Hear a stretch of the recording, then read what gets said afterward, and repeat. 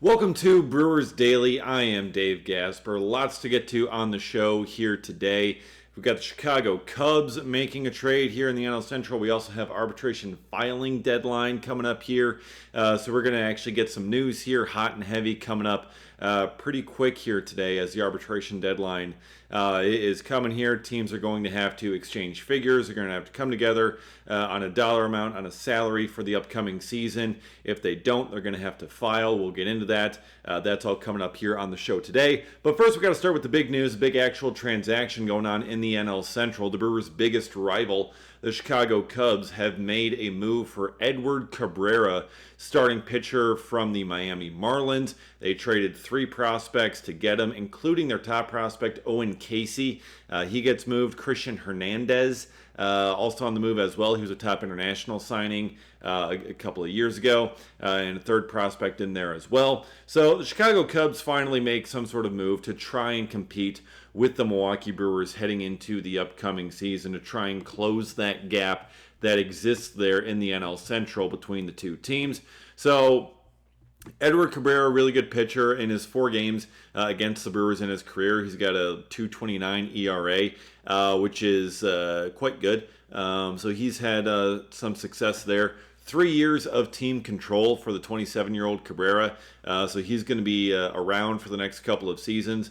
So, the Cubs make themselves a solid addition there. Edward Cabrera is a really good pitcher.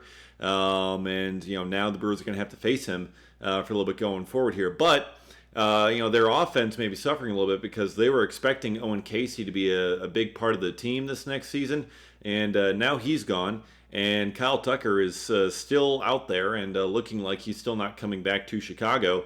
So, that could leave their offense needing a little bit of additional help. Trading some offense for pitching here. I get it. Pitching's very important, especially if you're going to keep pace with all the arms that the Brewers have in the NL Central. So, that's kind of big. And also, I think this is going to further help shore up the Freddie Peralta trade market here. I think this is certainly going to have an impact on Freddie, because if you're a team in the trade market for starting pitching, one of the big names just went off the board. One of the big controllable names off the board, gone. And the Brewers weren't going to be trading Freddie to the Chicago Cubs. The Cubs were not going to be a realistic suitor for him. But for other teams, like the Yankees potentially, they were a realistic suitor for Edward Cabrera. Now he's off the board, so they may have to pivot elsewhere, and that could be Freddie Peralta.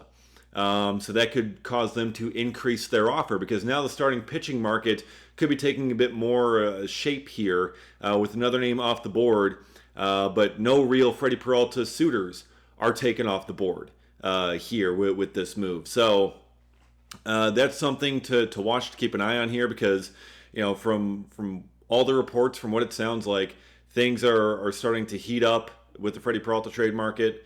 And now that Cabrera moves, we could see some more movement here in the starting pitching market fairly soon. Teams could be kicking up their offer because now there's a bit more of a scarcity of options out there to realistically help a team's rotation in a big way. So big thing to keep an eye on there in terms of the ripple effects that's going to have. Not only on the trade market for Peralta, but also on the NL Central, and the Brewers trying to repeat as division champions once again in 2026. So that's a big move that ended up coming down on Wednesday here. And now as we're into Thursday, it is arbitration filing time. Coming up here, it's the deadline for teams to come to a salary for arbitration eligible players. Otherwise, they have to file for a salary number that they think the player is worth. The player will file at a certain number. The team will file at a certain number, and that they either meet in the middle at any point. They can meet in the middle at any point for the next couple of weeks.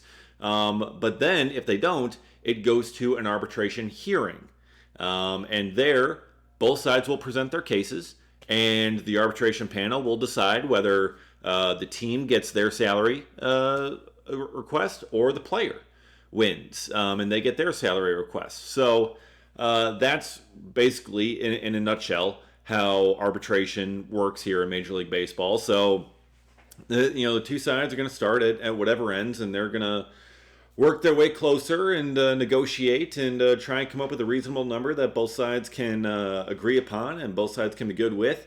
And a lot of times they do. A lot of times you see these two sides agree to deals, but there are cases where they don't, and they simply file at different numbers. And it happened last year with William Contreras. Thankfully, they agreed to a deal before going to a hearing. But the Brewers have 6 arbitration-eligible players that remain without a salary defined. The Brewers agreed to avoid arbitration with Jake Bauers earlier on this offseason, back to the non-tender deadline. Typically, that happens for the guys who are kind of on the bubble of being non-tendered. And now we've got the other guys, the 6 that still remain, and their salaries are to be determined. Now, we're going to look at the projections here from MLB Trade Rumors for what these players are looking at getting. Now, again, these are just projections. A lot of times, we will see numbers that are either a lot higher than these projections or lower than these projections. So it can go quite a bit either direction. But this is what the current projections are for the Brewers' remaining arbitration-eligible players. You got Andrew Vaughn up first. He's projected to earn $7.8 million this next season in arbitration. Trevor McGill is next at $4.2 million for his projection as the star closer for the team. William Contreras is the top dog on the Brewers arbitration board at $11.1 million. He's going to be the highest earner of that group. Then you got Garrett Mitchell projected at $1 million even. Angel Serpa at $1.2 million. And then Bryce Terang, first-time arbitration eligible, at $4.4 million. So Mitchell and Zerpa, I think, should be pretty easy guys to come to terms with. I mean, it's going to be very small amounts of money, as far as baseball is concerned. $1 million for 1 year of work. I mean, that's a lot of money to all the rest of us. But for Major League Baseball, that's not quite a lot. So Mitchell should be an easy one to avoid arbitration with. Angel Serpa should be an easy one to avoid arbitration with. Last year, as I mentioned, William Contreras was the one that was tougher to get to. The Brewers ended up filing, and just before they got to trial, they ended up agreeing to a deal that was right in the middle at $6 million with a club option for $12 million for this next season. The Brewers declined that club option, and instead he is projected for just over $11 million. So the Brewers could save themselves just under $1 million here with what he's expected to do. Contreras' has power dipped a bit this year, is dealing with the finger injury. So with his numbers going down a bit, the Brewers end up potentially saving themselves a little bit of money. But this also could make it difficult to agree to a number with William Contreras. They avoided a hearing last year, which was great. But he's someone who is certainly going to be one to watch on deadline day here today, because he's a star player, and he's going to look to get paid like it. He's going to compare himself to other star players. So that's going to be potentially problematic. And then Bryce Terang, I think, could be another one as well. This is his first year of arbitration. He's going to be on Team USA in the World Baseball Classic. He's a Platinum Glove winner already. He's continuing to improve offensively. We'll see what kind of comps he comes up with, but he's someone who the price tag, the negotiations could take maybe a little bit longer because it is his first time. He's proven himself to be a high-quality Major League Baseball player, so that could lead to quite a bit of potential difference in negotiations, because arbitration is really all about comps, which is kind of weird how it's done. It's a little outdated, especially some of the statistics that they use for these comparisons. So that's where it is about finding the right comp. It is about finding, for Bryce Terang, for example, it is about finding the salary of other second basemen in their first years of arbitration, comparing your numbers to theirs, and which numbers compare the best. Is he most similar to? What did that player get? Okay, that's right around what you should get. That's the essence of it. The Brewers are very good at finding comps. The Brewers front office is fantastic. Whenever they do go to trial, They generally tend to win. The problem is trial is nasty work, which is why the Brewers should try to avoid arbitration hearings, try to avoid a trial at all costs. Historically, they have kind of been a file and trial type team. If they don't come to an agreement by the deadline here this week, then they've typically gone to trial with these players. And trial is very contentious because the team is basically listing everything bad about a player, every reason why they shouldn't get paid more than what they're offering. So, I mean, they're going to be talking about, injuries. They're going to be talking about, behind the scenes stuff that has basically nothing to do with production on the field. It gets downright nasty in there. Brewers did that with Corbin Burns. It got downright nasty. And Corbin Burns was very upset about it. A lot of players get very upset about it, which is why most agents tell their players, don't come into the hearing room. You're only going to get your feelings hurt. But still, teams do it. They risk those kinds of issues with their players to save a little bit of money. And the Brewers certainly have to do their share of that because they are, payroll conscious, budget conscious, however you want to describe it. If you want to call them cheap, that's your prerogative. But that's going to be something that they really should try to avoid, especially with William Contreras, especially with Bryce Terang. Because, those are players that are going to be incredibly valuable for you. And, you don't want to get into a point where you have to talk down about some of your best players on the team. And then afterwards be like, all right, guys, go out and get them. We love you and appreciate you, but we just had to smack talk you for, an hour. No, don't do that. Avoid that at all costs. Try and come to a deal somewhat in the middle. But if the Brewers really firmly believe in their comp that they have, they will stick to it.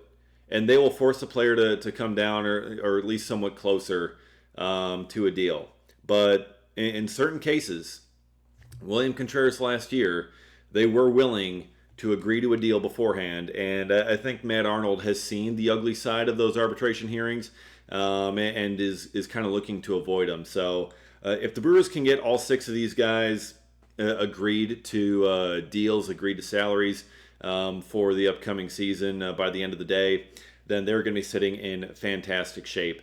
So I certainly hope they'll be able to. I think they'll be able to. Again, Mitchell and Zerpa are going to be easy, but Terang may be tough. William Contreras may be tough.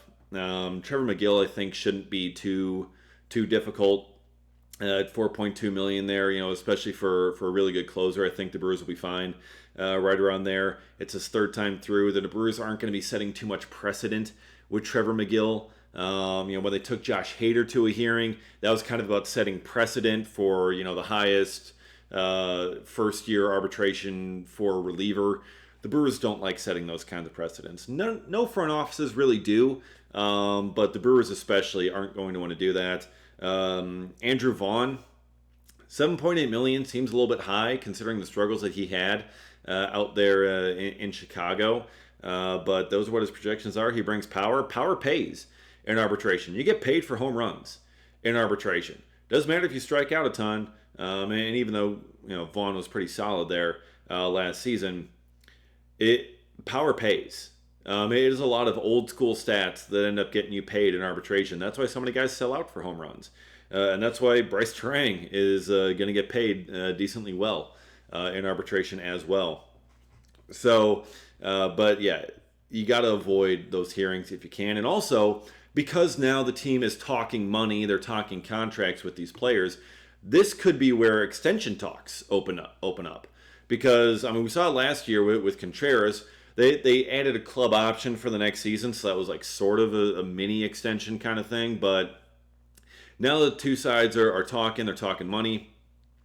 It's a lot easier to kind of take that, and if you're able to have success, in negotiation, come to a good number, a number that both sides feel good with, you can continue those conversations and you can build stuff off of there about a long-term deal. This is where teams can be like, hey, yeah, we're looking at this year potentially, for this kind of number, but, perhaps more could be coming down the line if we want to sign a contract extension. 4 years, 5 year, whatever kind of terms that the Brewers want to look at. This is where those conversations can get rolling, because now the teams are talking money with the players, or more specifically their agents. They're talking, and we could get the ball rolling here on a couple of those. Contreras, certainly a candidate for that. Bryce Terang, certainly a candidate for that. I mean, those are the two biggest ones that I think the Brewers could and probably should open up extension talks with. They may be more focused, at the moment in terms of just getting this year done, and then focusing on extension later. But again, this is where it can just start the snowball, okay? Where you can just start building it, open up that conversation, say, hey, we're going to focus on this year for right now, because the deadline is here in terms of having to file or agree to a number.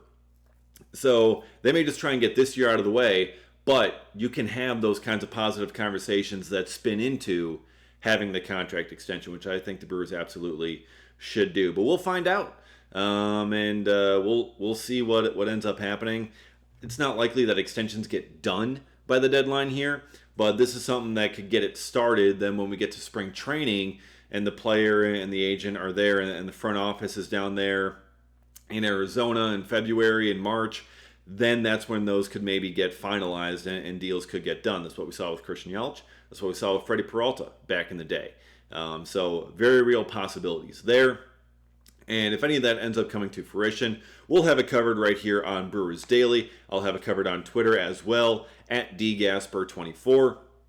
Be sure to follow me there. Be sure to subscribe to the channel here, Brewers Daily. Get notified every single time a new episode drops.